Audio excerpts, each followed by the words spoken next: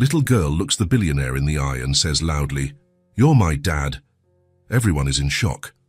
The cold October wind swept dry leaves across the sidewalk as Matthew Reynolds parked his black BMW in front of the mirrored glass building.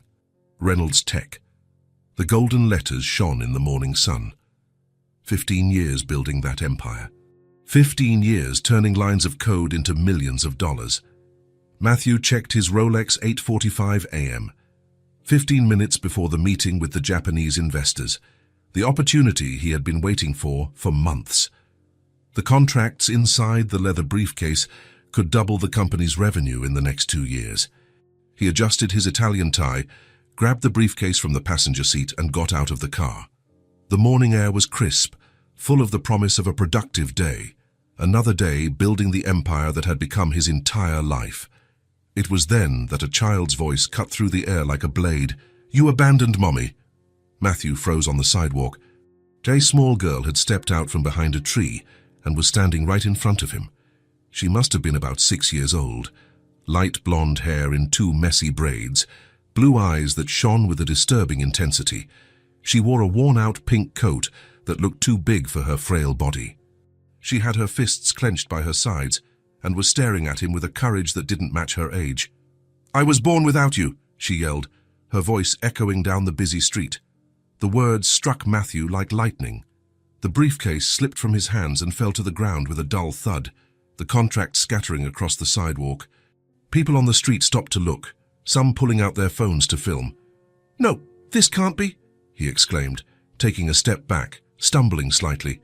But even as he denied it, Matthew couldn't take his eyes off the girl.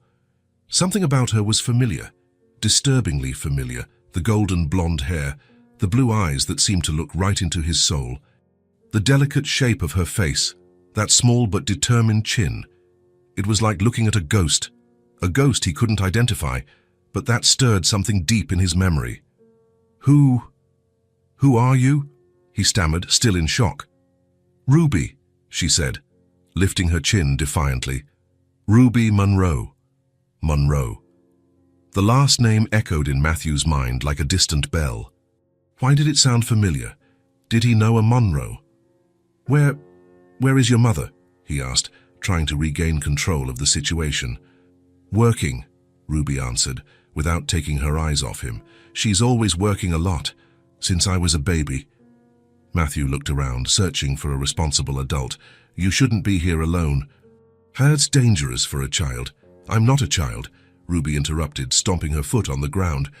"I'm 6 years old, and I can take care of myself." 6 years old. The age ricocheted in Matthew's mind. Why did that number seem important? "Ruby, I don't understand what you mean," he said, trying to keep his voice calm. "Why are you saying these things?" "I don't know your mother." Ruby's blue eyes narrowed. "Yes, you do, Katie Monroe. She has a picture of you, an old picture." Katie Monroe. The name hit Matthew like a punch to the gut. Suddenly, his legs felt weak. The girl's familiar face made sense.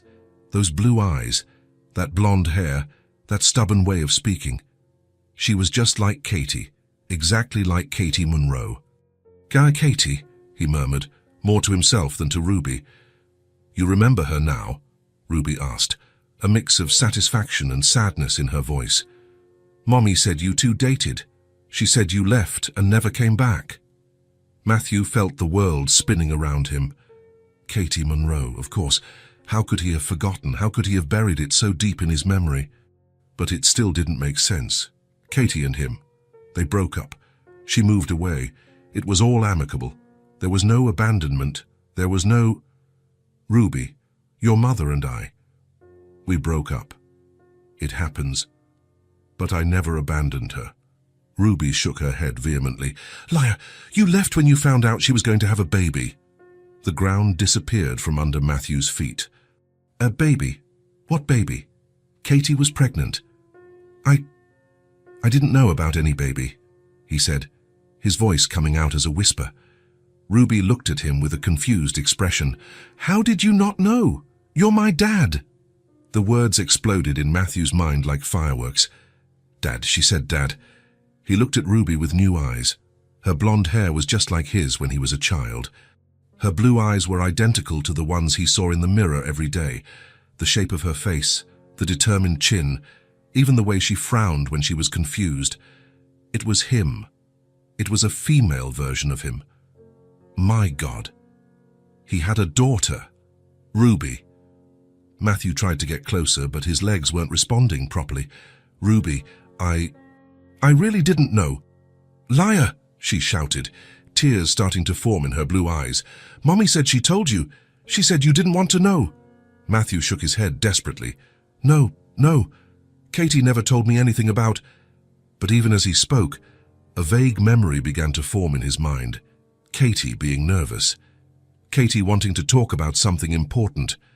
Katie trying to call several times before he changed his number. He was always too busy to answer.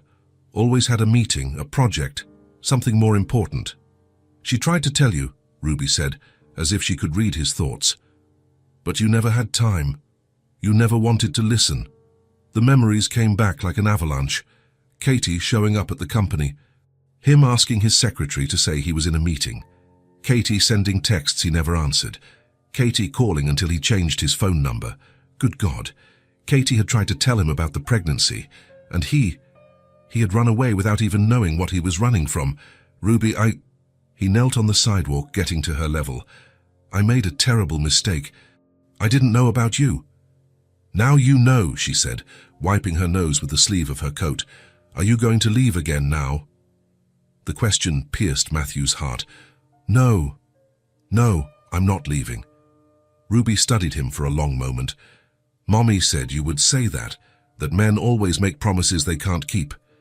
Before Matthew could answer, Ruby took a step back. Can I buy? She said, just like that. Ruby, wait. Matthew stood up quickly, but she was already walking away. Ruby, please, let me explain. But Ruby didn't stop. She walked down the sidewalk with small but determined steps, her braids swinging. She turned the corner and disappeared into the crowd. Matthew stood frozen in the middle of the sidewalk, surrounded by the contracts scattered on the ground. The onlookers began to disperse, whispering among themselves. Someone was still filming with their phone. He had a daughter he never knew existed, a daughter who grew up thinking her father had abandoned her. Mr. Reynolds? The voice of the building's doorman brought him partially back to reality. Is everything all right? The papers? Matthew looked down. The million-dollar contracts were being trampled by hurried pedestrians, documents that represented months of work, opportunities that could transform the company. None of it mattered now. The Japanese investors have arrived, sir. They're waiting in the conference room. Japanese investors, meeting. The words seemed to come from another planet, from a world where he was just a successful CEO, not a father who abandoned a daughter without even knowing it. Cancel it, he said, bending down to gather the damp papers. Excuse me. Cancel the meeting. Family emergency. The doorman looked confused, but Matthew didn't care. He walked into the building carrying the battered briefcase, past the elevators, and ran up the stairs. He needed to be alone. He needed to understand what had just happened. On the 15th floor, he locked himself in his office and collapsed into his chair. He closed his eyes and forced his mind to go back in time. 7 years ago, Katie Monroe. Now that Ruby had said the name, the memories came rushing back. How could he have forgotten? How could he have buried it so completely in his memory? Katie, blonde hair that shone in the sun, green eyes that always seemed to be smiling, a laugh that could light up any room. She was studying English literature at the university. He was studying computer science. They were completely different. She was a dreamer, passionate about poetry and novels. He was practical, focused on code and algorithms. But for some reason, they worked together for almost 2 years. Matthew remembered Sundays in her apartment, Katie reading aloud while he worked on his laptop, the walks in the park discussing everything and nothing, the nights watching old movies she loved and he pretended to like. It was a strange period in his life, the only period when he wasn't obsessively focused on the future, on his career, on success. Katie made him live in the present. But then the opportunity came. The idea for Reynolds Tech, the project that could turn him from a student into an entrepreneur. Matthew started working 16 hours a day, 7 days a week. Katie tried to be understanding at first. She would bring him food when he forgot to eat. She would massage his shoulders when he was hunched over the computer for hours.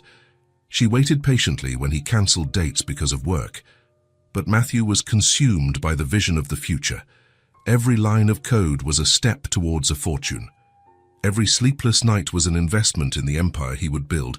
Katie started to complain that he no longer had time for her, that the relationship was on the back burner, that she felt lonely even when they were together. Matthew thought she was being dramatic. It was a phase, he said. When the company took off, he would have plenty of time for a relationship. But Katie wasn't convinced. "Sometimes I feel like you see me as an obstacle," she said in one of their last conversations. "Like something that's getting in the way of your plans." "That's ridiculous," Matthew replied, not even looking up from the screen. "You know I love you." Loving and prioritizing are different things, Matt. They started to fight more often. Katie wanted attention, time, presence. Matthew wanted understanding, patience, space to work. The tension grew until it exploded in a nasty argument.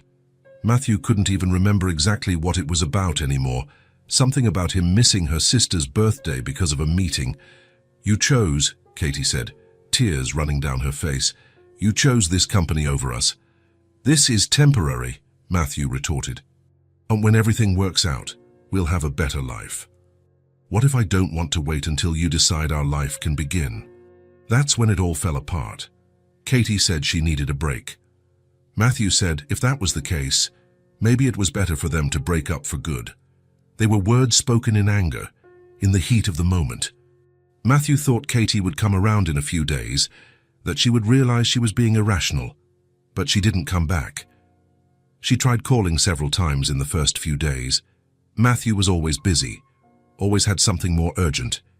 He planned to return her calls later, when he finished the project, when he had more time. Katie showed up at the company a few times. The secretary always said he was in a meeting, as Matthew had asked. It wasn't a lie, he really did live in meetings, but he also made no effort to see her. He was hurt. His pride was wounded. If Katie couldn't understand the importance of what he was building, if she couldn't support him at the most crucial moment of his career, maybe she wasn't the right person after all. After a few weeks, the calls stopped. Katie stopped showing up at the company. Matthew heard from mutual friends that she had dropped out of her course and moved out of town. He felt vindicated at the time. See how dramatic she was, he thought. At the first sign of trouble, she ran. Reynolds Tech took off in the following months. Matthew worked like a man possessed, channeling all the energy he once dedicated to their relationship into the company. His success was meteoric. By 28, he was a millionaire. By 30, a multimillionaire. He bought a mansion in the best neighborhood, imported cars, designer clothes. He became the successful young entrepreneur he had always dreamed of being. He dated a few women over the years, but nothing serious. He always said he didn't have time for relationships, that he was focused on his career. The truth was, no one made him feel the way Katie did. No one had her smile, her way of seeing beauty in simple things, the way she made him laugh even on the toughest days. But Matthew buried those memories. Katie Monroe became the past, a phase of his youth that he had overcome. He had made the right choice, focusing on his career instead of getting distracted by relationships, until today, until Ruby appeared in front of his company and blew his version of the facts to pieces. Katie had tried to tell him about the pregnancy, the calls he ignored, the visits he avoided. She was trying to tell him she was expecting his child, and he had run away without even knowing what he was running from. While Katie faced the pregnancy alone, he was celebrating the company's first contract. While she was giving birth to Ruby, he was in a presentation for investors. While she was waking up in the middle of the night to breastfeed, he was working until dawn to close more deals. Ruby grew up without a father because he was too cowardly to answer a phone call. The pain in his chest was almost unbearable. Matthew got up and went to the window, looking down at the street where Ruby had disappeared. His daughter. He had a 6-year-old daughter who grew up thinking her father didn't want her, that she was abandoned before she was even born. And the worst part, Ruby was right. Not technically, he really didn't know about the pregnancy, but morally, spiritually, she was right. He had abandoned Katie at the moment she needed him most. He had chosen professional success over love. He had been so obsessed with the future that he completely missed the present. Matthew picked up the phone with trembling hands and dialed his assistant. "Sarah, cancel all my appointments for today, for the whole week, if necessary." "Sir, but you have important presentations. Cancel everything and get me information on Katie Monroe. Address, phone number, where she works, everything you can find." "Katie Monroe? May I ask why?" Matthew hesitated.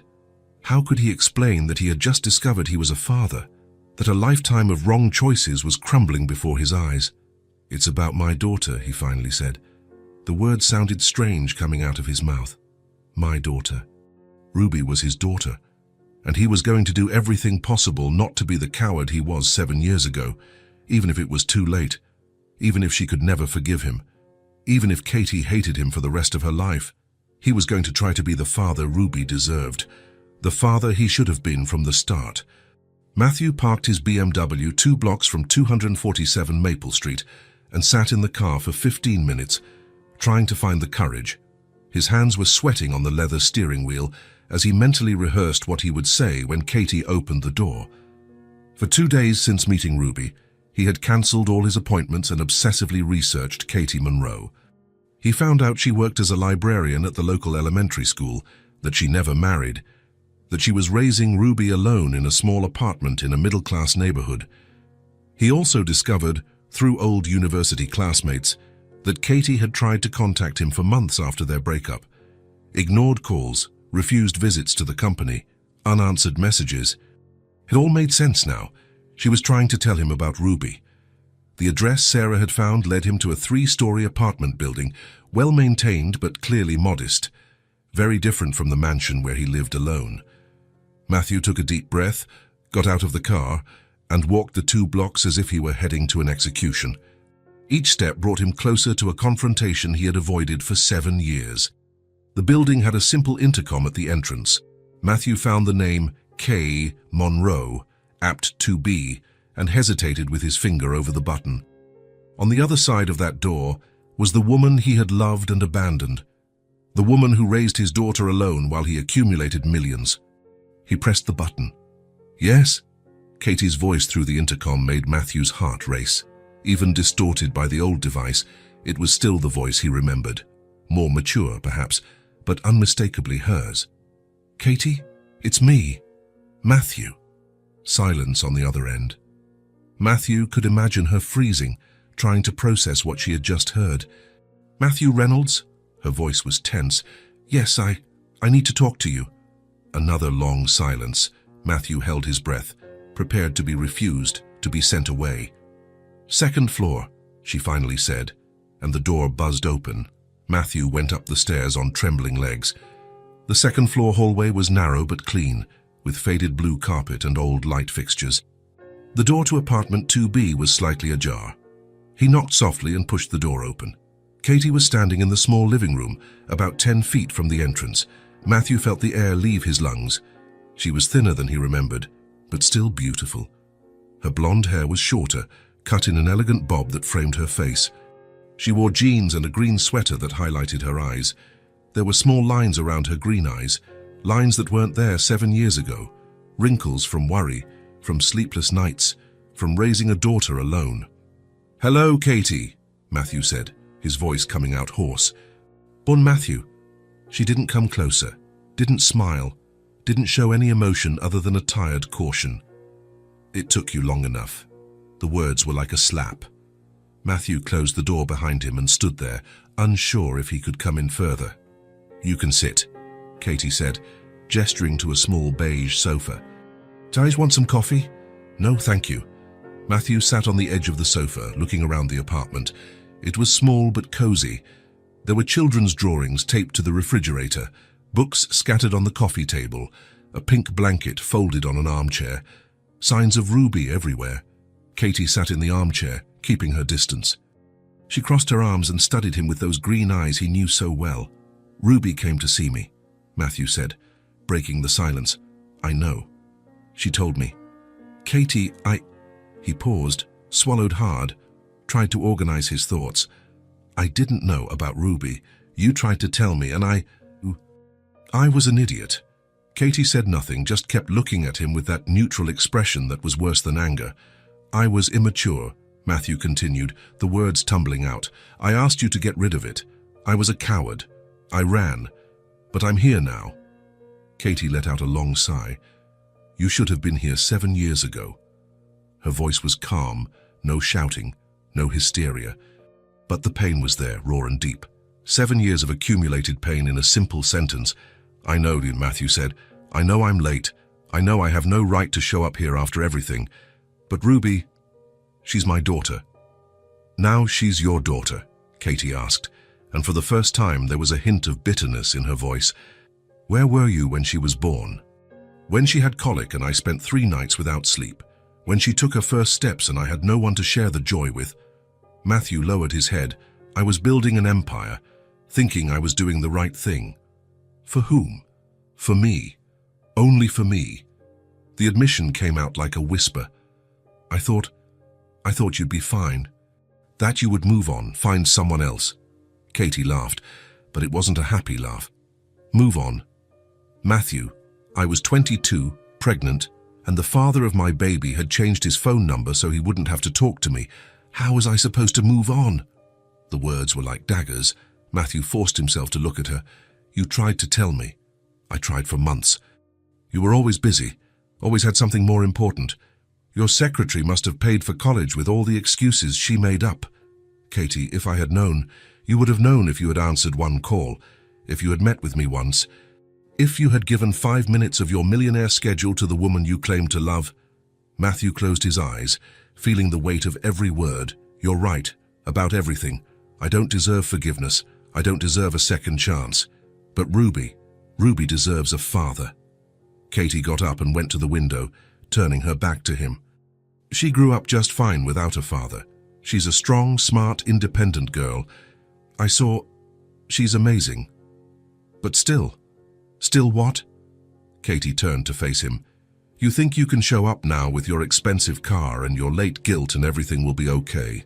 That Ruby will run into your arms and you'll live happily ever after? No, Matthew said. I know that's not how it works. I know she might never forgive me, that you might never forgive me. But I have to try. I have to at least try to be the father she deserves. Katie returned to the armchair, but didn't sit. She stood, her arms still crossed. She has questions, she said finally, about you, about why you weren't here. I always tried to protect her, not to speak ill of you, but she's smart. She knows something doesn't add up. What did you tell her? The truth, that you left before she was born, that I tried to find you, but you didn't want to be found, that it's not her fault. Matthew felt a sharp pain in his chest. Ruby thinks I didn't want her. You didn't, or at least not enough to stay. I was scared, Matthew admitted, terrified. I was a stupid kid who thought financial success was more important than family. And now? Matthew looked around the small apartment, saw Ruby's drawings on the fridge, the pink blanket where she probably curled up to watch TV. He thought of the brave little girl who had the courage to find him and tell him truths he needed to hear. Now I know I was wrong, completely wrong. Katie was silent for a long moment, studying his face. She has questions, she repeated finally, and I can't stop her from looking for answers, but Matthew, she looked him directly in the eyes. So if you're going to be a part of her life, you have to be all in. You can't show up when it's convenient and disappear when it gets tough. I understand. She's been abandoned once. I won't let it happen again. I won't abandon her, Matthew said. Never again. Katie studied him for another moment, then sighed. Ruby will be home from school in an hour. You can wait for her here if you want. Matthew nodded, grateful for any opportunity. Thank you. Katie went to the kitchen to make coffee, leaving Matthew alone in the living room. He got up and went to look at the drawings on the fridge. There were several, houses with chimneys, colorful flowers, smiling animals. In a corner, a drawing that made his heart stop. It was a family, a woman with blonde hair, a smaller girl also blonde, and an empty space next to them, as if someone was missing. She drew that last year, Katie said, coming back with 2 cups of coffee. When the teacher asked them to draw their family, Matthew touched the paper carefully. How there's a space for the father she never knew. The front door opened at that moment, and Ruby came in carrying a pink backpack. She stopped when she saw Matthew, her blue eyes widening. You came, she said, and Matthew couldn't tell if she was surprised, happy, or scared. Hi, Ruby. Ruby looked at Katie, as if asking for permission. Katie nodded slightly. Why did you come? Ruby asked, taking off her backpack and dropping it on the floor. Because you were right, Matthew said, crouching down to her level. I abandoned you both, and that was wrong. Ruby frowned. Are you going to abandon me like you did with Mommy? The question pierced Matthew's heart.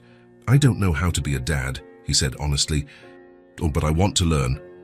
Ruby studied him for a long moment, those blue eyes identical to his analyzing every word. Then start, she said finally. In the days that followed, Matthew tried to do just that. Start. He found out that Ruby attended the same school where Katie worked, just 15 minutes from Reynolds Tech. Matthew rearranged his schedule so he could pick her up every day at 3 in the afternoon. The first day, Ruby was surprised to see him waiting at the school gate. The second, she was expecting him. The third, she waved when she saw him. Matthew learned that Ruby liked to sit in the left back seat of the car, that she preferred low music on the radio, that sometimes she wanted to talk about her day at school, but other times she preferred to be quiet, looking out the window. He bought a sketchbook and colored pencils to keep in the car. Ruby started drawing during the ride when she didn't feel like talking. Do you like stories? Matthew asked one day after a week of picking her up. Ruby nodded. Mommy always reads to me before bed. What kind of stories? Princesses? Talking animals? Adventures? Matthew stopped at a red light and looked at her in the rearview mirror. Can I tell you a story tomorrow? Ruby considered the offer seriously. Do you know good stories? I can learn. Okay. Matthew spent the night researching children's stories on the internet, choosing one about a brave girl who saves a kingdom. The next day, he told the story during the drive, watching Ruby in the rearview mirror. She listened in silence, but he could see she was paying attention. Did you like it? He asked when he finished. It was good, Ruby said. Will you tell another one tomorrow? Of course. They weren't close yet. Ruby didn't call him Dad, rarely asked personal questions, and maintained a polite but noticeable distance. But something was changing. Something small and fragile was growing between them. Matthew learned that Ruby liked to draw in silence, that she became thoughtful when it rained, that she always checked if her seatbelt was tight before he started the car. Small details he was collecting like treasures. She's happier, Katie commented one afternoon when Matthew brought Ruby back home. More complete. Matthew nodded, not trusting his own voice. He felt different too, more complete, in a way that all the financial success in the world had never provided. It was just the beginning. They were still practically strangers, still learning to navigate this new dynamic. But for the first time in 7 years, Matthew felt like he was in the right place. Ruby deserved a father. And he was going to do everything he could to deserve to be that man, even if it took the rest of his life to get there. 2 weeks had passed since Matthew started picking Ruby up from school. The routine was settling in. He would arrive at 3 o'clock sharp. Ruby would run out when she saw him at the gate, sit in the left back seat, and sometimes ask for a story, other times prefer to draw in silence. Matthew was learning to read her cues. When Ruby was too quiet, it meant she'd had a tough day at school. When she swung her legs in her seat, she was excited to tell him something. When she asked for music on the radio, she wanted him to sing along. Even though he sang badly, she would laugh. Little things, details he was collecting like a treasure. But the more time he spent with Ruby, the more Matthew realized what she and Katie didn't have. The small apartment, the simple clothes, Katie's old car that sometimes wouldn't start. Ruby never complained, never asked for anything, but Matthew noticed. Her backpack was worn out. Her sneakers had scuff marks. When she drew in the car, she always used the same worn-out colored pencils. Matthew had millions in the bank. He could give Ruby and Katie a completely different life. Better, more comfortable. It was a Friday when he finally decided to bring up the subject. After dropping Ruby off at home, He asked to speak with Katie. "Can I come in?" he asked through the intercom. "Of course." Katie opened the door with a cautious expression already on her face. She knew Matthew well enough to tell when he had something on his mind. "Coffee," she offered, as always. "Please." They sat at the small kitchen table. Ruby was in her room doing homework. Matthew could hear the sound of a pencil on paper, the sounds of a concentrating child. "Katie," he began, turning the cup between his hands, "I've been thinking about some things." "What kind of things?" Matthew took a deep breath. "About Ruby, about what she needs, what you both need." Katie leaned back in her chair, arms crossed. "Go on." "I know you two are doing fine," Matthew said quickly. "Ruby is an amazing girl, and that's thanks to you, but I have the means to help. To give her things that—" "What things?" Katie's voice was controlled, but he could feel the tension. Matthew swallowed hard. "A better school. Private. With more resources. Specialized teachers. Ruby is very smart. She deserves the best opportunities." Katie said nothing, just continued to look at him. "And a health plan," Matthew continued. "The best one there is. For both of you. And I could help with other things. The rent, bills, whatever you need." The silence in the kitchen grew heavy. Matthew could hear the ticking of the clock on the wall, the noises from the building around them, Ruby writing in her room. "Are you finished?" Katie finally asked. Katie, I just want—" "You want what, Matthew?" She leaned forward, her green eyes focused on him. "You want to do what?" Matthew hesitated. "I want to help." "Help who?" "You, Ruby. She's my daughter. I should—" "You should what?" Katie interrupted. "You should have been here when I had to work 2 jobs to pay the rent. You should have helped when Ruby had pneumonia, and I spent 5 sleepless nights in the hospital. You should have shared the expenses of the last 6 years with me." Matthew lowered his head. I know I'm late, but now you can buy your clear conscience." The words were like a slap. Matthew looked up, surprised by the harshness in Katie's voice. "That's not it," he said. "I genuinely want Ruby to have the best." "Ruby has the best," Katie replied. "She has a mother who never gave up on her.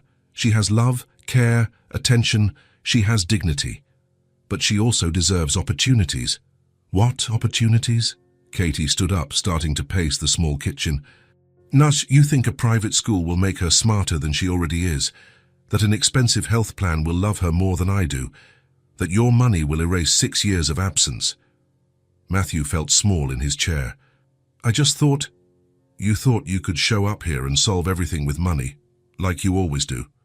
Katie stopped pacing and faced him. "We managed just fine without you, Matthew. Ruby grew up strong, independent, loving, without your help, without your money. But now I can offer more." "Why?" Katie sat down again, but remained tense.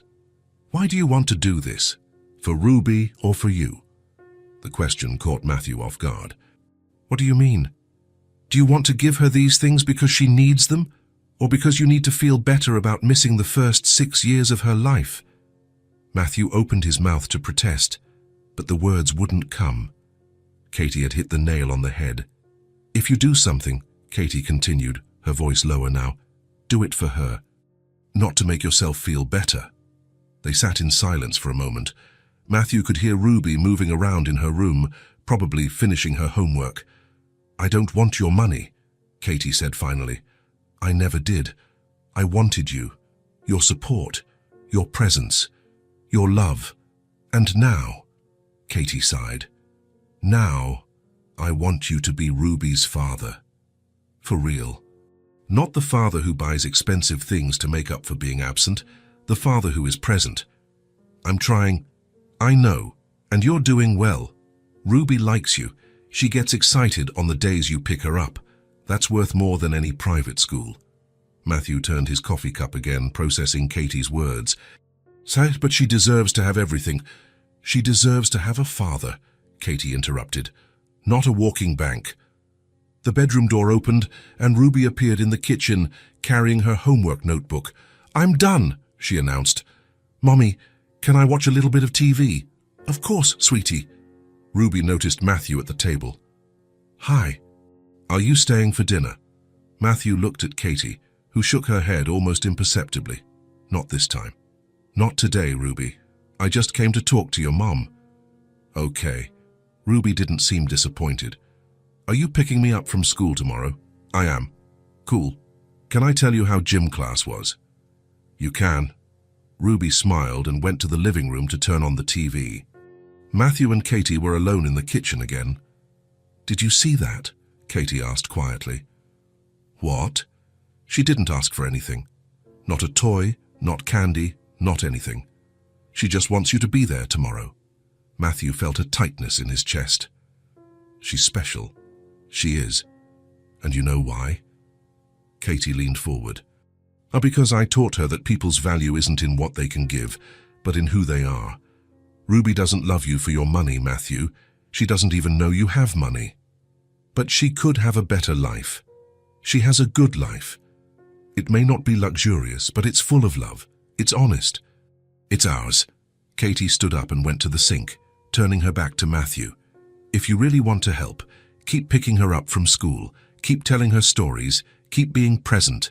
That's what she needs from you. And if one day you two need something, for real, Katie turned to face him. Then we'll talk. But as a family, not as a guilty favor. Matthew nodded slowly. He had spent his entire life solving problems with money, buying solutions, buying comfort, even buying relationships. But with Ruby and Katie, money meant nothing. What mattered was presence, consistency, love. I get it, he said, standing up. Do you really? I get that I have a lot to learn about being a father, about being part of a family. Katie nodded. It's a good start. Matthew walked to the door, but stopped before leaving. Katie, thank you. For what? For protecting her, for protecting both of you, for not letting me screw this up too. Katie gave a small smile, the first genuine smile she had given him since he reappeared in their lives. Ruby needs a father who values her for who she is, not for what he can give her. Can you be that man? Matthew looked into the living room, where Ruby was lying on the floor watching cartoons, completely absorbed in the TV. She didn't need a private school or an expensive health plan to be perfect. She already was. I'll learn, he said. And for the first time since Ruby appeared in his life, Matthew felt he was on the right path. Not because he had money to offer, but because he had love to give. It was a start. Matthew looked at the clock on the car's dashboard. 2:58 p.m. 2 minutes until Ruby got out of school. Over the last 3 weeks, he had become religiously punctual. He always arrived 5 minutes early, waited at the gate, and waved when he saw Ruby running towards him. Today was different. Today he had rushed out of an important meeting with investors from South Korea, leaving Sarah to finish the presentation. The Koreans hadn't liked it. Matthew knew he would lose at least $2 million in contracts, but he couldn't bring himself to care. Ruby was waiting. The bell rang, and the children started to come out. Matthew searched for Ruby's blonde hair, for the coat she always wore. When he saw her, he waved as he always did, but Ruby didn't run to him. She walked slowly, her head down, dragging her backpack. "Hi," she said when she reached the car, her voice lower than usual. "Hi, Princess. Is everything okay?" Ruby nodded, but Matthew could see she wasn't okay. She sat in the left back seat as always, but she was too quiet. "Want to tell me about your day?" Matthew asked, starting the car.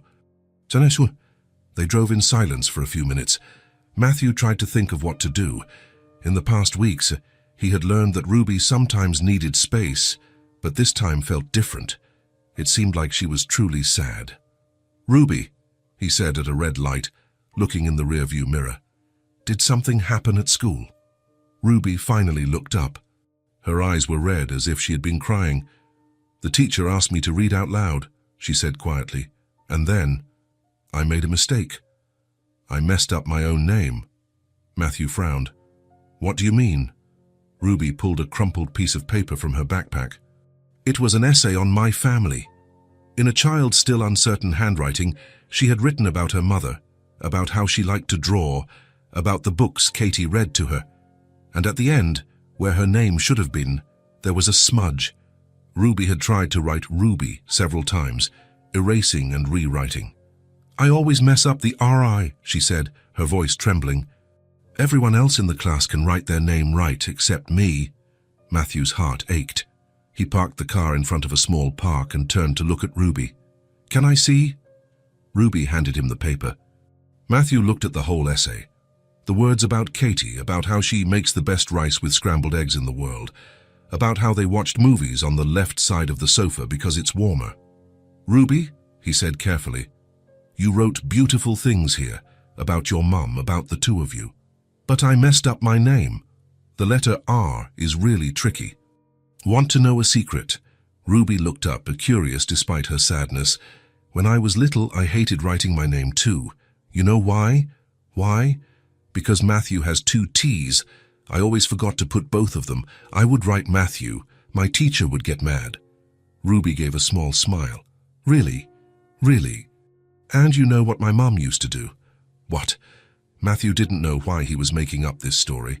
His mother had never done anything like it. But looking at Ruby, he knew exactly what a caring mother would do. She would take a big piece of paper and write my name in huge letters. Then she would let me trace each letter with my finger, as many times as I wanted. Until I memorized it. Ruby's spirits lifted. Does that work? Want to try? They got out of the car and sat on a park bench. Matthew took a clean sheet of paper from the briefcase he always carried and wrote Ruby in large, clear letters. Now trace it with your finger, he said, holding Ruby's small hand and guiding it over the letters. R, U, B. How they did this several times. Ruby laughed when Matthew exaggerated the pronunciation of the R, making a funny sound. Now you try to write it, Matthew said. Ruby carefully picked up the pencil and wrote slowly. The R came out crooked, but it was there. Look, she exclaimed. I did it. You sure did. Want to do it again? They stayed at the park for 40 minutes, Ruby practicing writing her name. Matthew cancelled a conference call, ignored 3 urgent calls, and focused entirely on teaching his daughter to write the 4 letters that defined her. When they arrived at Katie's apartment, Ruby was excited again. Mommy, Mommy, look what I learned. Katie appeared at the kitchen door, drying her hands on an apron. What is it, sweetie? I know how to write my name right. Look. Ruby ran to the table and wrote Ruby on a piece of paper. It wasn't perfect, but it was legible. That's beautiful, Katie said, but Matthew could see the question in her eyes. Ruby had left school sad. The teacher asked her to read her essay out loud, Matthew explained quietly. She was embarrassed because she messed up her name. Katie nodded, understanding immediately. Honey, she said to Ruby, why don't you show Daddy your favorite color, the one you told me about yesterday? Ruby ran to her room and came back with a box of colored pencils. She pulled out a light purple pencil. It's lavender, she told Matthew. It's purple that smells like flowers. Matthew smiled. Purple that smells like flowers. That's beautiful. Mommy has a perfume that's this color. Sometimes she lets me wear a little bit. Really? Ruby nodded. And you know what else? I'm hungry. Can I have rice with scrambled eggs? Katie laughed. You sure can. Want to help make it? Can Daddy stay for dinner? Ruby asked, looking between Katie and Matthew. Matthew looked at Katie, waiting for her answer. He can, Katie said after a moment. If he wants to. I'd love to. Matthew watched Ruby help Katie in the kitchen. She insisted on cracking the eggs herself, even making a small mess. When Katie cut the tomatoes, Ruby arranged the pieces in perfect rows on the plate. It looks prettier this way, she explained to Matthew. During dinner, Ruby talked about school, about a friend who had lost a tooth, about the drawing she was making for Mother's Day. It's a secret, she said, covering her mouth with her hand, but it's the color lavender. After dinner, Katie said it was time for Ruby's bath.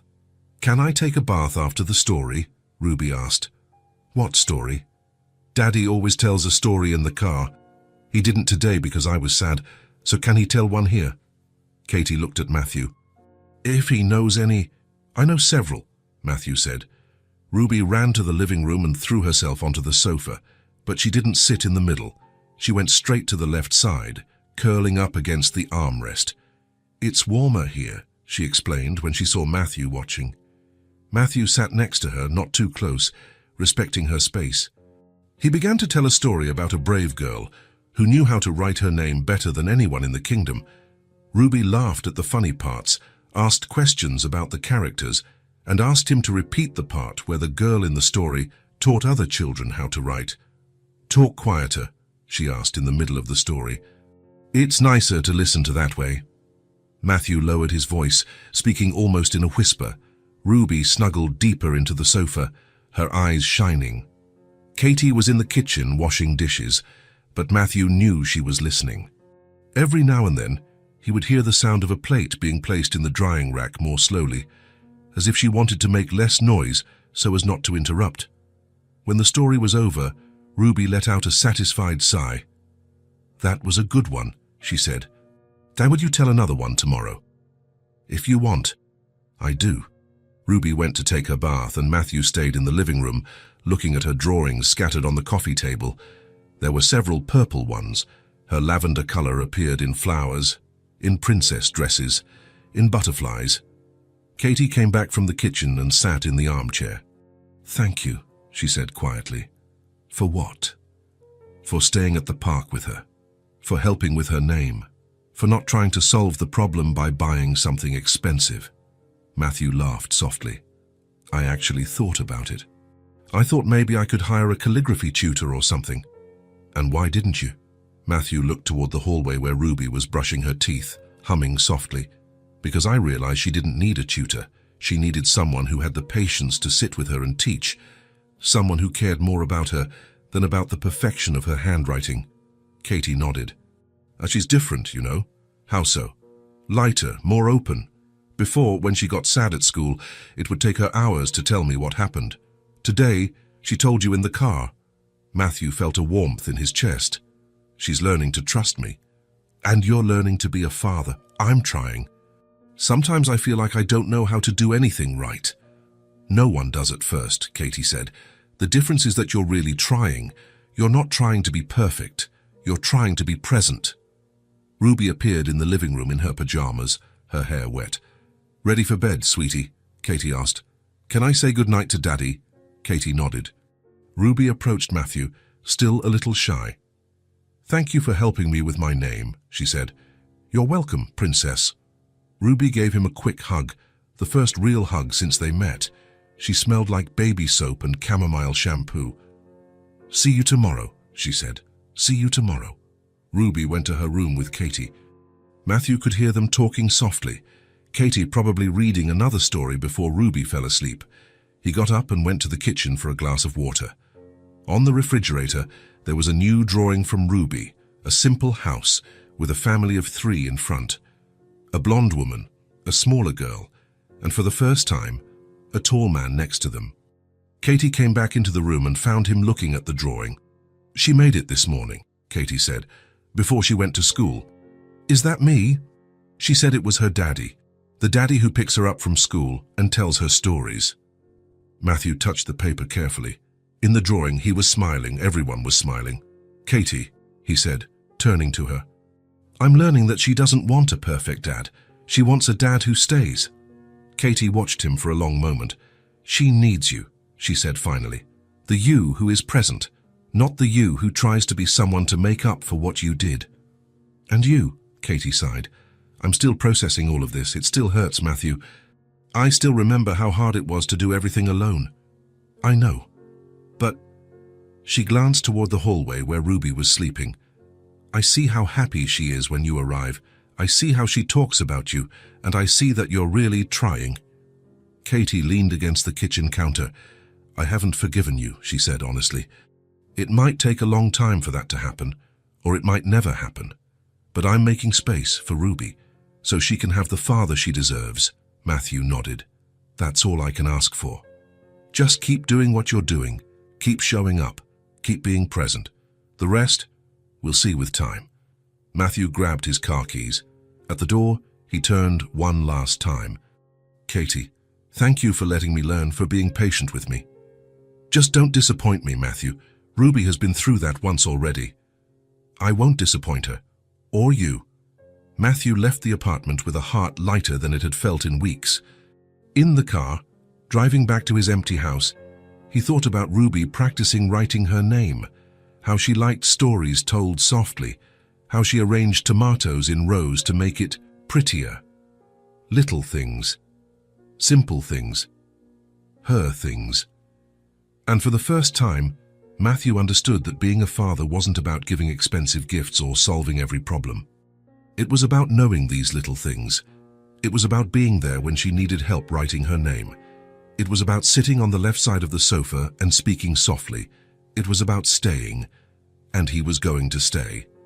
It was 2:34 in the morning when Matthew's phone rang. He woke up instantly, his heart already pounding before he even answered. Late-night calls were never good news. He grabbed the phone without looking at the caller ID. "Hello? Matthew?" Katie's voice was tense, worried.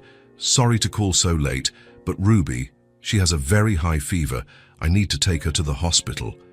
Matthew was already jumping out of bed, fumbling for his clothes in the dark. "Which hospital?" "I'm on my way." "Matthew, you don't have to..." "Which hospital, Katie?" She hesitated for a moment. "Regional hospital. The emergency room. I'm leaving now." Matthew got dressed in 2 minutes, grabbed his keys, and ran out. On the empty early morning streets, he drove faster than he should, his heart racing. Ruby, his little girl, was sick. When he arrived at the hospital, he found Katie in the emergency room waiting area. She was pale, still in her pajamas under a thrown-on coat, her hair messy. In her arms, she held Ruby wrapped in a blanket. Matthew approached slowly. Ruby was very still, her eyes closed, her breathing heavy. Even from a distance, he could see she was burning with fever. "How is she?" he asked quietly. "Her fever hit 104, Katie answered, her voice trembling. "She was a little delirious before we left home. The doctor already examined her, ordered some blood tests." Matthew sat in the chair next to Katie. "Can I..." He held out his arms toward Ruby. Katie hesitated for a second, then carefully transferred Ruby into Matthew's arms. The little girl was burning up, her small body heavy with sleep and illness. "Hey, princess," Matthew murmured, adjusting the blanket around her. Ruby mumbled something inaudible, snuggling closer against his chest. "What did the doctors say?" Matthew asked. "It could be an infection, or just a strong virus. They're going to run tests to be sure." Katie ran a hand through her hair. "She was fine yesterday, ate dinner normally, played, went to bed on time. Then at 2 in the morning, I heard her calling." "Calling?" Katie looked at Matthew, something strange in her expression. She was delirious from the fever, saying things that didn't make sense. And then she said... Katie paused, as if unsure if she should continue. "What? Where's Daddy?" Katie said softly. She kept asking where Daddy was. The words hit Matthew like a punch. He looked down at Ruby in his arms, the little girl who 2 months ago didn't even know he existed. And now, in her fever, in the confusion of her illness, she was looking for him. "Is that why you called me?" Katie nodded. "She was asking for you. I couldn't ignore it." A nurse approached. "Monroe family." "Yes." Katie stood up. "The test results are back. The doctor wants to speak with you." They followed the nurse to a small consultation room. Matthew still carried Ruby, who had fallen asleep in his arms, breathing heavily. The doctor, a woman in her 50s with a kind but concerned expression, looked at them. "The tests show it's a bacterial infection," she said. "Nothing too serious, but she'll need an IV antibiotic. I'm going to admit her for at least 24 hours for monitoring." Katie leaned forward. "Is she going to be okay?" "She'll be fine, but she needs rest and controlled medication. Children this age can have complications if the infection isn't treated properly." Matthew felt Ruby stir in his arms. She opened her eyes slowly, still dull with fever. "Mommy," she murmured. "I'm here, sweetie," Katie said, stroking her daughter's face. Ruby turned her head and saw Matthew. For a moment, she seemed confused, as if she didn't understand why he was there. "Daddy? Hi, princess. How are you feeling?" "Bad," Ruby said in a weak voice. "Everything hurts." I know. But the doctor is going to give you some medicine to make you feel better. Ruby nodded weakly and closed her eyes again. They moved Ruby to a room on the second floor. It was small but clean, with 2 beds, one for Ruby and a chair that converted into a bed for the person staying with her. While the nurse prepared the IV and antibiotic, Matthew and Katie stood by the bed where Ruby lay. She looked even smaller in the hospital bed, pale against the white sheets. "You can go home," Katie said quietly to Matthew. "I'll stay with her." "No." The answer came automatically, without hesitation. "I'm staying too. Matthew, you have work tomorrow. I have nothing more important than being here." Katie looked at him for a long moment, then nodded. "Okay." The nurse finished setting up the IV. Ruby moaned softly as the needle went into her vein but didn't fully wake up. "The fever should start to come down in a few hours," the nurse said. "If you need anything, just call." They were left alone in the room. Katie settled into the chair next to the bed. Matthew pulled up another chair and sat on the other side. "You don't have to stay all night," Katie said again. "Yes, I do." Matthew looked at Ruby sleeping. Her face was flushed with fever. Her blonde hair stuck to her forehead with sweat. But her breathing already seemed a little better. "Katie," he said softly, "thank you for calling me. She was asking for you. I couldn't. Even so, thank you." They sat in silence for a while, watching Ruby sleep. The hospital was quiet, just the distant sound of footsteps in the hallway and the occasional beep of some equipment. Around 4 in the morning, Ruby started to stir more. The fever was breaking, but she seemed uncomfortable. "Mommy," she called out softly. "I'm here, sweetie." Ruby opened her eyes, clearer now, less dull. She looked around the room, confused. "Where am I?" "In the hospital," Katie explained. "You had a high fever, remember?" Ruby nodded slowly. Then she saw Matthew sitting in the chair. "You stayed," she said, her voice still weak but surprised. Matthew leaned forward. "And I'm going to keep staying." Ruby gave a small smile, the first one since she got sick. "I'm thirsty." Katie got up to get water, leaving Matthew and Ruby alone for a moment. "Daddy," Ruby said quietly. "Yes? Why did you come?" The question was simple but loaded. Matthew thought about the right answer, the honest answer, because when someone we love is sick, we stay close to take care of them. "You love me." Matthew's heart tightened. "I love you very much." Ruby nodded as if that made sense to her. Katie returned with a glass of water. "Slowly," Katie said, helping Ruby drink. The rest of the early morning passed slowly. Ruby slept in short bursts, waking up when the nurse came to check her temperature or change her medication. Matthew and Katie took turns, one sleeping while the other stayed awake watching. As the sun began to rise, Ruby was visibly better. Her fever had dropped to 99°C, and she was able to sit up in bed. "I'm hungry," she announced, and Katie laughed with relief. "That's a good sign," said the doctor who came for the morning rounds. "She can have breakfast. If she has no more fever by this afternoon, you can go home." Ruby ate some toast and drank orange juice. Matthew went to the hospital cafeteria and brought back coffee for himself and Katie. "Thank you," Katie said when he handed her the cup, "for staying, for not leaving. I told you I wouldn't abandon her again." "I know, but it's one thing to say it, another to prove it." Ruby was more energetic now, asking Matthew to tell her a story. He made one up about a brave princess who defeated a wicked fever with the help of magic potions. "Were the potions the medicine?" Ruby asked. "Exactly. And were the doctors wizards? The best wizards in the kingdom?" Ruby laughed, and the sound filled Matthew with relief. In the afternoon, as promised, the doctor discharged Ruby. The fever was completely gone, and she was much more lively. "Remember to take the antibiotic at home for 5 more days," the doctor told Katie. "And if anything comes up, come back." They left the hospital together. Ruby insisted on walking to the car by herself, but Matthew stayed close, ready to catch her if she stumbled. In the car, Ruby sat in the left back seat as always. Matthew drove slowly, being careful with every turn. "Daddy?" Ruby said when they were almost home. Yes? Mommy told me not to look for you because you disappeared when she needed you most. Matthew felt the air get knocked out of him.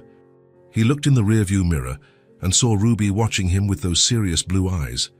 Katie was tense in the passenger seat, clearly not expecting Ruby to bring this up. But last night, Ruby continued, when I was sick, I wanted you, and you came. Matthew stopped at a red light and turned to look at Ruby. Ruby, he said, choosing his words carefully. Your mum was right to tell you not to look for me before. I was taught to hide what I feel, to think that work was more important than family. But you taught me how to feel the right way. How? You taught me that it doesn't matter how many expensive cars I have or how much money I make. What matters is being there when the people we love need us. Ruby nodded, as if she understood perfectly. And you're going to stay forever now. Matthew looked at Katie, who had tears in her eyes. I'm going to stay forever, he promised. You can get sick, you can be sad, you can be mad at me, I'll be here. Even if I mess up the R again? Matthew smiled. Especially if you mess up the R. Ruby giggled. Okay. When they got to the apartment, Katie helped Ruby take a bath and put on clean clothes. Matthew stayed in the living room, looking at her drawings scattered on the table. There was a new drawing he hadn't seen before. It was him, Katie, and Ruby at the hospital. Even with simple childlike strokes, you could see it was the three of them together, taking care of each other. She drew that yesterday morning, Katie said, coming into the living room, before she got sick, as if she knew you would all need to be together. Matthew touched the paper carefully. Can she saved me, Katie? What do you mean?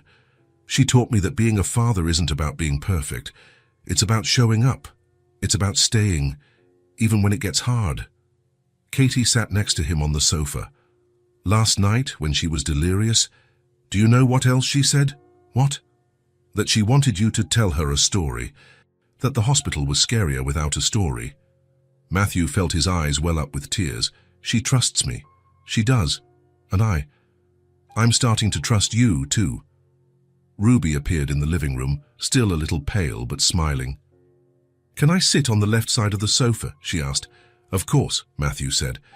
Ruby settled into her favorite corner and looked at him expectantly. Story? What story do you want to hear? Ruby thought for a moment.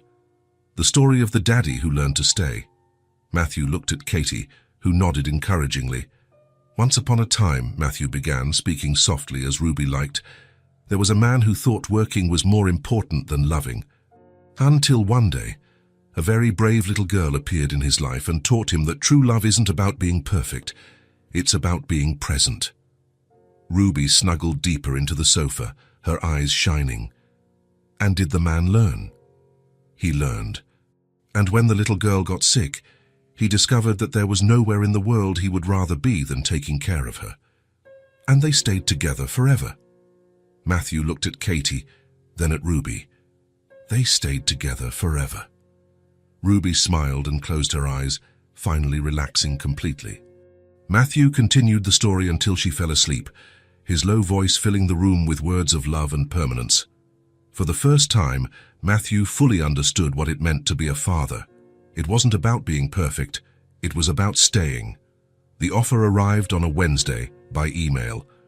Matthew was in his office reviewing reports when Sarah came in with an expression he knew well.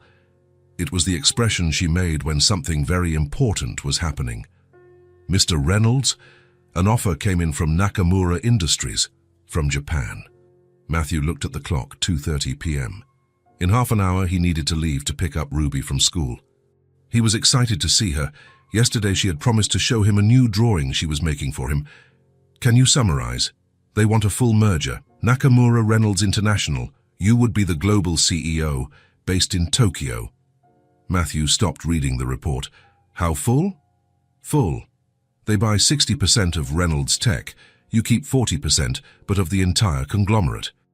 The value... Sarah swallowed hard. $200 million. For you. Personally. The world stopped. 200 million. It was the dream Matthew had chased for 15 years. Absolute success. International recognition. The chance to transform his regional company into a global giant. When do they want an answer? By Monday. And Mr. Reynolds? They want a meeting in Tokyo tomorrow. Matthew looked at the clock again, 2:35 p.m. Ruby was waiting. Tell them I can't travel tomorrow. Sarah blinked, surprised. Sir, I can't travel. I have commitments here. But Mr. Reynolds, this is a once-in-a-lifetime opportunity. 200 million. I understand the value, Sarah. But I can't travel. Sarah looked confused but nodded. I'll talk to them. Maybe they can reschedule. Matthew left the office and went to pick up Ruby. The entire way to the school, his mind was racing. 200 million, global CEO, the pinnacle of his career. But when he saw Ruby running towards him, smiling and waving, the numbers vanished from his head. Daddy, Daddy, I finished the drawing. What drawing? The one I told you about yesterday. Want to see? In the car, Ruby took a colorful drawing from her backpack. It was a big house with a garden in front. 3 people were at the door. A blonde woman, a smaller girl, and a tall man. It's us, Ruby explained. In the new house. What new house? The one you're going to buy for us. Mommy said you have money to buy a big house, with a garden for me to play in. Matthew felt a tightness in his chest. Your mom said that. She said rich families live in big houses, and now we're a rich family because you're my daddy. The rest of the drive home was silent. Matthew was lost in thought. 200 million big house and garden family. But Tokyo was a 16-hour flight away. That night, after dropping Ruby off, Matthew called his lawyer, his accountant, and 2 business consultants. They all said the same thing. It was the opportunity of a lifetime he couldn't refuse. Matthew stayed up all night, looking at reports, doing calculations, researching Nakamura Industries. On Thursday, he didn't pick up Ruby. Sarah called at 3:30 p.m. Mr. Reynolds, the school is calling. Ruby is waiting at the gate. Matthew looked at the computer full of spreadsheets. Tell Katie to get her. I'm busy. But sir, you always... Not today. Matthew hung up the phone and went back to the numbers. 200 million. It was enough money to give Ruby the best education in the world, the best opportunities, the best of everything. On Friday, he did the same thing, didn't pick up Ruby, didn't call. He stayed locked in his office studying the proposal. On Saturday, he turned off his phone. He needed to think, he needed to decide, and for that he needed silence, distance. Matthew spent the weekend locked in his house, surrounded by documents. The proposal was tempting, more than tempting. It was the realization of everything he had ever dreamed of. But it meant moving to Japan. It meant constant travel. It meant going back to being the man who put work above all else. It meant leaving Ruby. On Monday, the phone rang at 8 a.m. It was Katie. Matthew, where are you? Her voice was tense, worried. At home. Why? Ruby was waiting for you at school on Thursday and Friday. Where were you? Matthew ran a hand through his hair. I'm busy. A business opportunity came up. What kind of opportunity? Matthew hesitated. A merger. International. It's complicated. Complicated how? Katie, it's work. You wouldn't understand. Silence on the other end of the line. Ruby asked if you were going to abandon her again. Katie said finally. The words were like a punch. I didn't abandon her. I'm just busy. For 3 days, Matthew. 3 days without a word. Without picking her up from school. Without calling. How is that not abandonment? Matthew didn't know what to say. She drew a house for you all. Katie continued. A family. And you disappeared without an explanation. I didn't disappear. I'm here. Physically, maybe, but emotionally. Where are you, Matthew? Katie hung up. Matthew stared at the phone, then at the documents scattered across the table. $200 million. The whole world ahead of him. But what kind of world would that be without Ruby running towards him after school? Without the stories in the left back seat? Without the drawings on the fridge? On Tuesday, Matthew woke up knowing what he had to do. At 2:45 p.m. he was at the school gate. Ruby ran out as always, but stopped when she saw him. There was something different in her eyes. Caution, fear. Hi, princess. Hi. Ruby replied quietly, not running to hug him as she had been doing lately. In the car, she sat in the left back seat in silence. She didn't ask for a story. She didn't show him any drawings. She just looked out the window. "Ruby," Matthew said at the first light, "I'm sorry. I've been absent these past few days." Ruby didn't answer. "I received a job offer, a very big one, and I needed to think." "Are you going to take it?" Ruby asked without looking at him. I don't know yet. Is it far away?" Matthew swallowed hard. "It is." Ruby nodded, as if she already knew the answer. "Are you going to abandon me like before?" The question pierced his heart. "No, Ruby. I will never abandon you again." "But you disappeared. For 3 days." "I know. It was wrong." Ruby finally looked at him in the rearview mirror. As Mommy cried, Matthew felt his world crumble. She cried, "On Friday night, she thought you had left again, like when I was a baby." Matthew pulled the car over to the side of the road. He turned to look Ruby in the eyes. "Ruby, listen to me. I made a mistake. A big mistake. But I am not going to abandon you. Never again. Promise. I promise." Ruby studied him for a long moment. "Then why did you disappear?" Matthew took a deep breath. "Because I needed to think about what's most important in my life. And now I know what I want most is here." "Here where?" "Here with you. With your mum. This life we're building together." Ruby gave a small smile. "Fair, you're not going to take the job far away?" "I'm not going to take it. Even if it's a lot of money." Matthew chuckled softly. "Even if it's a lot of money, you know why? Why? Because money doesn't draw a new house for the family. Money doesn't sit in the left back seat to listen to a story. Money doesn't make me want to be a better person every day." Ruby unbuckled her seatbelt and threw herself forward, hugging Matthew from behind the seat. "I love you, Daddy." "I love you too, Princess. More than 200 million. "How much is 200 million?" "A lot of money, but it's not worth even one of your hugs." Ruby laughed. "Can I tell Mommy you came back?" "You can. And that you're not going to disappear anymore." "And that I'm not going to disappear anymore." When they arrived at the apartment, Katie was waiting at the door. Matthew could see the relief on her face when she saw Ruby smiling. "Mommy!" Ruby shouted, running into Katie's arms. "Daddy's back!" "And he's not going to take the job far away." Katie looked at Matthew over Ruby's head. "Is it true?" "It's true," Matthew said. "I needed to think. Now I know. What I want most is here." Katie nodded, her eyes moist. "And the money?" "What money?" Matthew said, picking Ruby up. "I'm the richest man in the world. I have you too." Ruby laughed and kissed his cheek. "Are you going to tell a story today?" "I'm going to tell a story every day, forever." "Promise?" Matthew looked at Katie, then at Ruby. "I promise. I learned something these last 3 days. It doesn't matter how much money I have or how many companies I build. If I don't have you two, I have nothing." The following Monday, Matthew sent a polite email to Nakamura Industries declining the offer. Sarah thought he had gone insane. Matthew thought he had finally found his sanity. At 3 p.m., he was at the school gate waiting for Ruby, and he would be there every day for the rest of his life. The registry office was an old building downtown, with walls yellowed by time and the characteristic smell of old paper. Matthew held Ruby's small hand as they waited in line, the documents organized in a brown leather folder. "Why did we come here again?" Ruby asked for the 3rd time, swinging her legs on the uncomfortable plastic chair.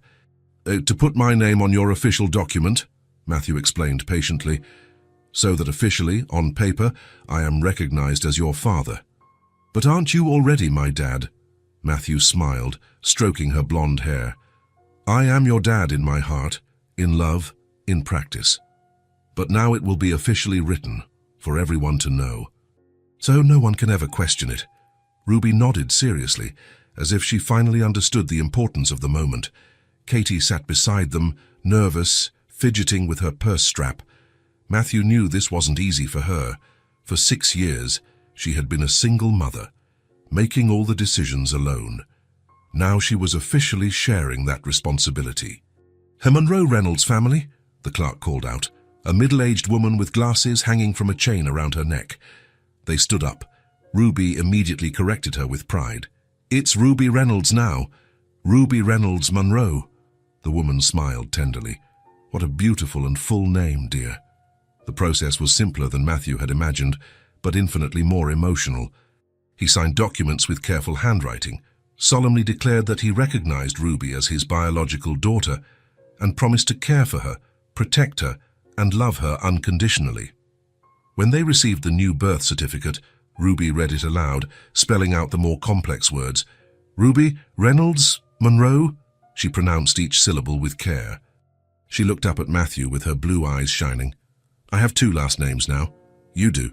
Your mum's, which you've always carried, and mine, which is now rightfully yours too. I'm Ruby Reynolds Monroe." She repeated her full name, trying out how it sounded. On their way out of the registry office, Ruby tugged on the sleeve of Matthew's jacket. "Now you're my dad. In everything." Matthew knelt on the sidewalk to be at her eye level. "In absolutely everything, princess, on paper, in my heart, before the law, forever." Ruby beamed and threw herself into his arms. 3 weeks later, Matthew parked his BMW in front of a small house on a quiet residential street. It was an old neighborhood, with century-old trees forming a green canopy over the street, and wide sidewalks where children could play safely. "Why did we stop here?" Katie asked, looking at the property. "So I want to show you something special." The house had 2 floors, a cozy front porch with rocking chairs, and a backyard that could be seen through the white-painted wooden fence. It was painted a light blue, almost lavender, with white windows and a red door that gave a cheerful touch to the whole look. "It's very pretty," Ruby said, already unbuckling her seatbelt. "Whose is it?" "Ours," Matthew replied, watching Katie's reaction. Katie turned to him, her eyes wide. "Ours how?" "I bought it for you, for the 3 of us." Matthew took the keys out of his pocket, a set on a blue ribbon. "If you want it, of course. If you don't like it, I can look for another one." Katie was silent, looking at the house as if she couldn't believe it. Ruby was already out of the car and trying to peek into the garden. "Matthew," Katie began. "It's not about the money," he said quickly. "It's not to impress you, it's because you deserve your own place. A safe home, with a garden for Ruby to play in and for you to have your own little corner." "Is there a swing?" Ruby shouted from the back. "There is," Matthew answered. "And a tree house." Katie walked up to the front fence. "You didn't ask me first." "I know, I should have." Matthew joined her. "But when I saw this house, I thought of you. I thought of Ruby drawing in the garden. I thought of you reading on the porch. I thought of us being a real family." Katie ran her hand over the wooden door. "Can I see inside?" Matthew opened the door carefully. The house had a large living room with a fireplace, a spacious kitchen with a central island, and windows overlooking the garden, 3 bedrooms on the 2nd floor, and a small office. It was simple, but thoughtfully designed. The walls were white, the large windows letting natural light flood every room.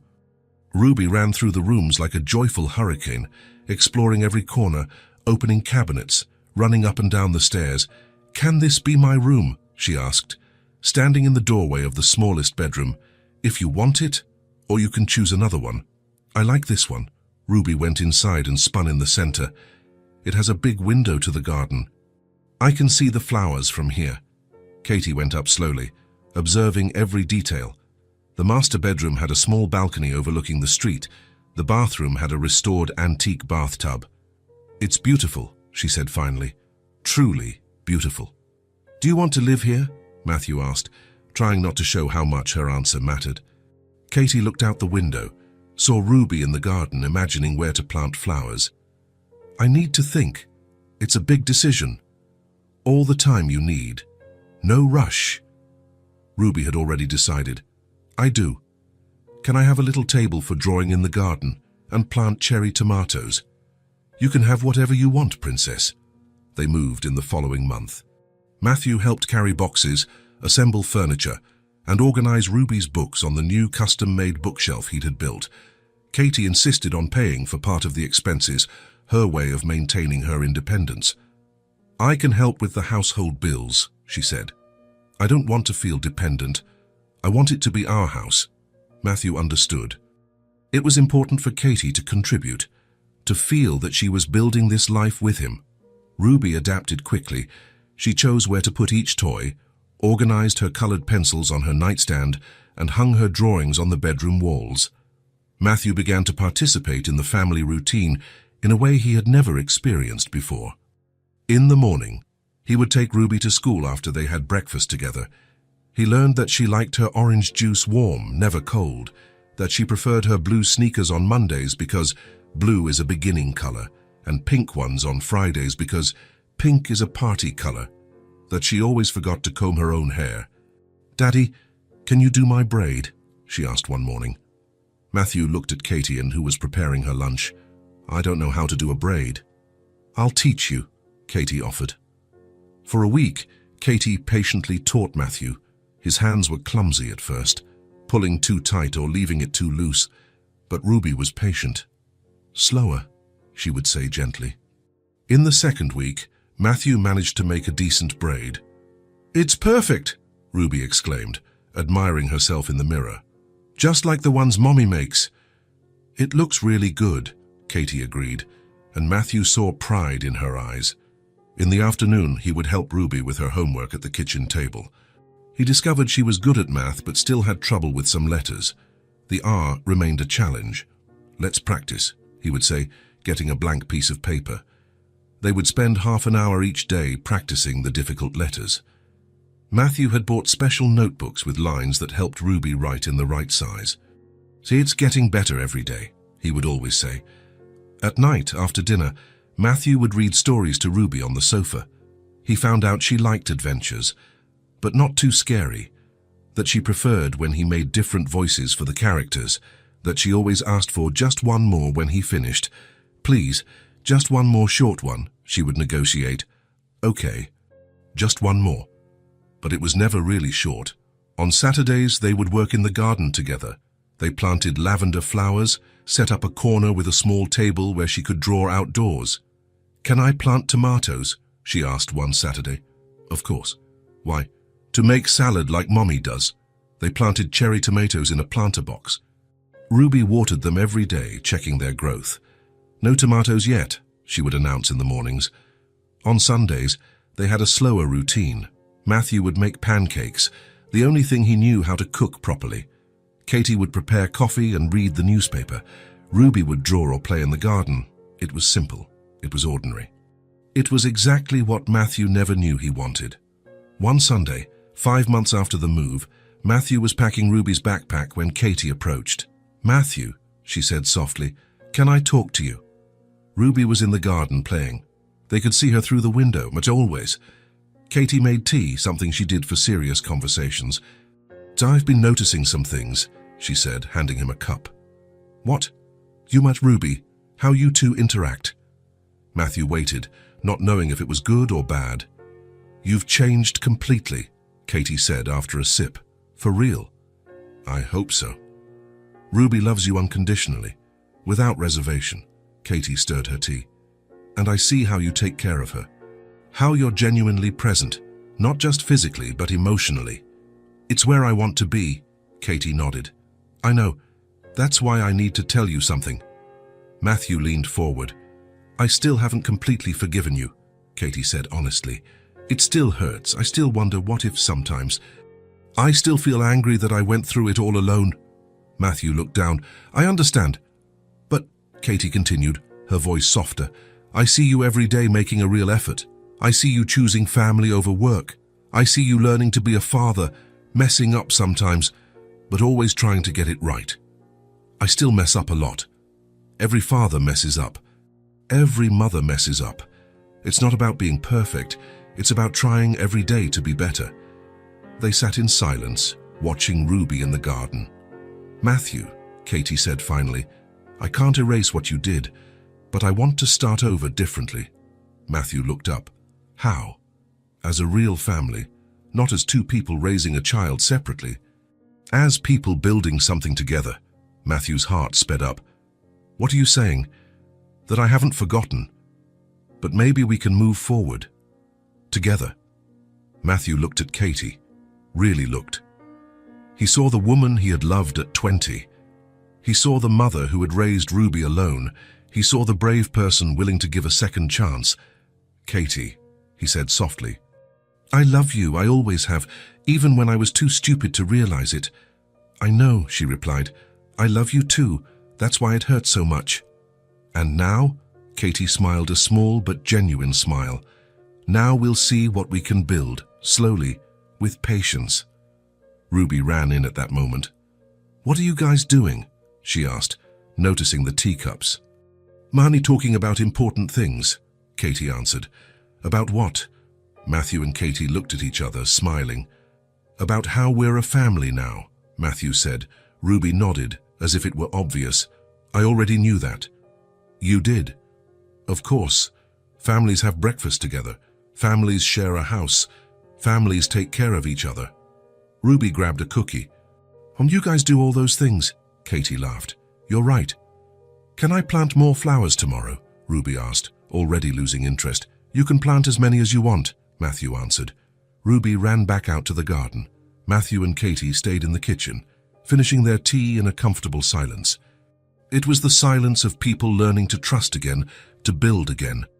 Through the window, they watched Ruby playing in the garden that Matthew had chosen for her, the house he had bought imagining a family, the life they were building together, brick by brick. The love was there, not the dramatic love of their 20s, but something deeper, stronger because it had been tested. Built with patience and sustained by conscious choice. It was quiet, it was steady, it was real. It was the kind of love that lasted, the kind of love a family needed to flourish. If this story touched your heart, subscribe to the channel and turn on notifications so you don't miss the next ones. Leave a like because it helps this story get recommended to more people. See you in the next story.